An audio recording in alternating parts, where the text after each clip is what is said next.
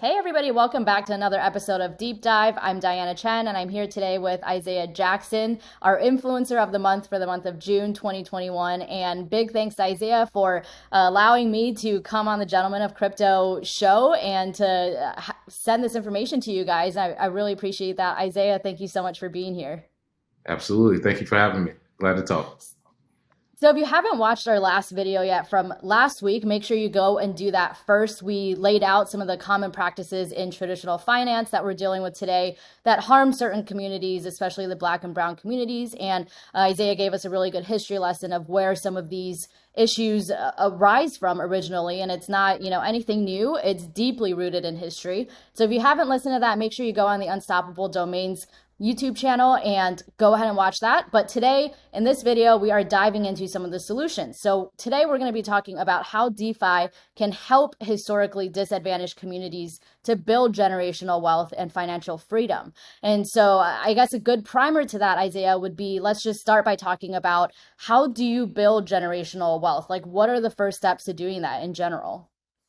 Oh, yeah. So the first step is keeping the money that you have. So generational wealth is built a lot of times, like we discussed Bitcoin, is by beating out the inflation that is inherent in our economy. In the American economy, we have an inflation rate that is growing as they print more money. So the first step is keeping the money that you have, right?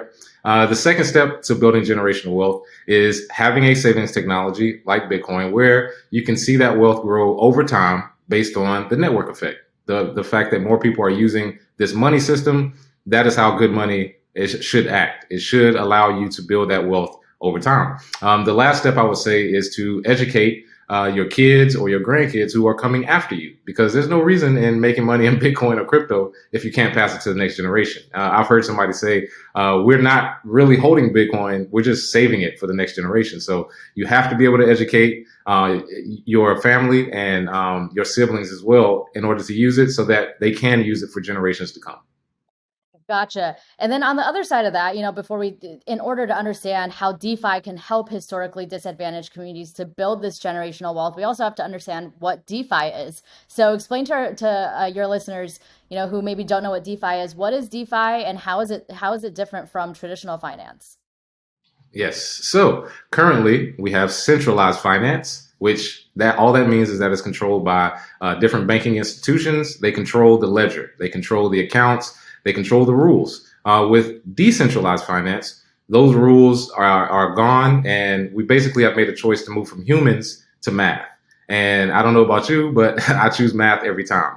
Humans have implicit bias, math does not. And because of decentralized finance coming about in the last few years, what we have seen is the ability for decentralized finance to impact people who were usually left out of centralized finance. So we're basically opening up the economy to people who may or may not have joined it. And I love the fact that this is coming about during this time period, simply because this is a very crucial time period in our American history as far as economics go. So having a decentralized finance protocol in different ones, Ethereum, Bitcoin, other cryptocurrencies, the ability to have an open money system brings in the mainstream, which is the goal here, right?